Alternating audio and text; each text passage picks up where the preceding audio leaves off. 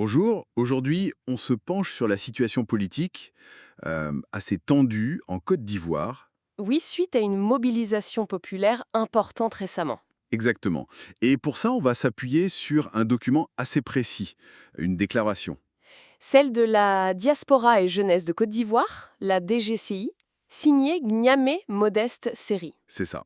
Alors le contexte pour cadrer un peu, on parle d'une grande manif, le 9 août 2025. À Yopougon, Abidjan, c'est important de le situer. Tout à fait. L'objectif ici, c'est de décrypter un peu les messages forts de cet événement. Et surtout la position de cette DGCI qui semble apporter une nuance. Voilà. Alors, plongeons un peu dans ce texte pour comprendre les enjeux. Qu'est-ce qui ressort en premier lieu de cette mobilisation d'après le document?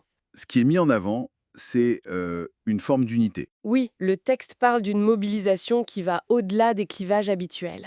Ethniques, régionaux, politiques, tout ça. C'est présenté comme une réponse à l'appel du Front commun. Le PPACI et le PDCI-RDA, les grands partis d'opposition. Exactement. Et le sentiment général qui est rapporté, c'est un peu un trop c'est trop. Dirigés contre le pouvoir en place, le RDR-RHDP. C'est ça. Et au cœur de ce trop c'est trop, il y a une revendication centrale, martelée si j'ai bien compris, Ah oui, très clair. Le refus d'un éventuel quatrième mandat d'Alassane Ouattara. qualifiée d'illégale, illégitime, anticonstitutionnelle. C'est ça. Le slogan, c'était vraiment non au quatrième mandat. Mais ça ne s'arrêtait pas là, les griefs étaient plus larges. Effectivement, le document énumère toute une série d'autres noms. Par exemple, non à ce qu'ils appellent un coup d'État constitutionnel mené par le RDR-HDP, D'accord. non à la guerre civile, non à un découpage électoral jugé injuste, Hmm. non à l'exclusion d'adversaires politiques, non à la violence. Les arrestations arbitraires, les expropriations aussi sont mentionnées. Oui, les enlèvements, emprisonnements, expropriations foncières. Ça donne une image d'une exaspération assez profonde, sur plusieurs fronts. Et au-delà de ces refus, est-ce qu'il y avait des demandes concrètes sur le processus électoral, par exemple? C'est souvent crucial. Absolument. Le texte insiste là-dessus. Quelles demandes? D'abord, une révision des listes électorales. L'idée, c'est d'enlever les électeurs considérés comme frauduleux. Un nettoyage des listes, en quelque sorte. C'est un peu ça. Ensuite, une commission électorale réellement indépendante. Le mot réellement est important, j'imagine. Oui, ça sous-entend qu'elle ne l'est pas actuellement aux yeux des manifestants. Et pareil pour le Conseil constitutionnel, exigé crédible. Donc des garanties pour des élections plus justes, c'est clair.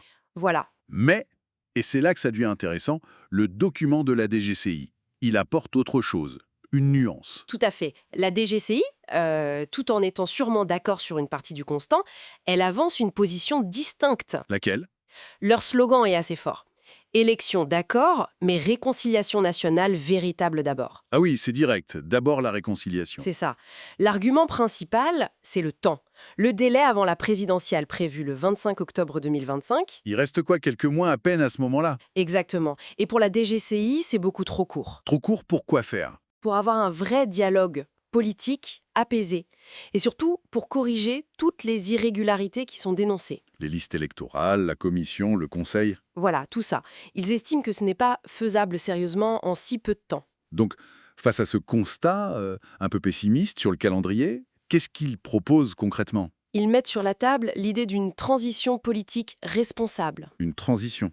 C'est-à-dire pas d'élection tout de suite. L'idée, c'est de la mettre en place avant les élections générales. Et quel serait le but de cette transition? Double objectif selon le texte. D'un côté, s'attaquer aux incongruités et dérives passées et présentes. Faire le ménage, en gros. On peut dire ça.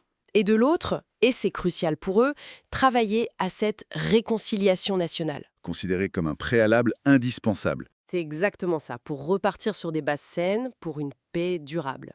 Et ils ne font pas que proposer cette idée. Ils appellent aussi à l'action. Oui, clairement. La DGCI invite toutes les forces vives du pays, la société civile, les politiques, tout le monde, À faire quoi? à militer pour cette idée de gouvernement de transition. D'accord. Le but affiché, c'est vraiment de garantir une paix véritable et durable, et d'éviter la répétition des drames passés, Une référence assez claire aux crises qu'a connues le pays. sans aucun doute. Bon, alors, si on essaie de synthétiser, on a une tension assez nette, non? Oui, je crois. D'un côté, la pression populaire immédiate, non au quatrième mandat, oui à des réformes électorales rapides pour l'échéance de 2025. C'est ça, l'urgence exprimée dans la rue. Et de l'autre côté, cette voix de la DGCI qui dit « Attendez, Faisons une pause. Priorisons la réconciliation, même si ça bouscule le calendrier. Mettre en place une transition d'abord. Exactement. Alors, que retenir de tout cela? C'est la grande question. Ça soulève une interrogation fondamentale, surtout avec cette date du 25 octobre 2025 qui approche. Oui, Quelle voie choisir? Est-ce qu'on privilégie le respect du calendrier électoral, quitte à faire des réformes un peu à la hâte? avec le risque que les tensions demeurent. Ou est-ce qu'on écoute cette proposition de la DGCI, donner la priorité absolue à la réconciliation via une transition? Ce qui impliquerait de repousser les élections, probablement. Très certainement. C'est un vrai dilemme. Et la réponse qui sera donnée aura des implications majeures pour la stabilité future de la Côte d'Ivoire, et c'est sûr.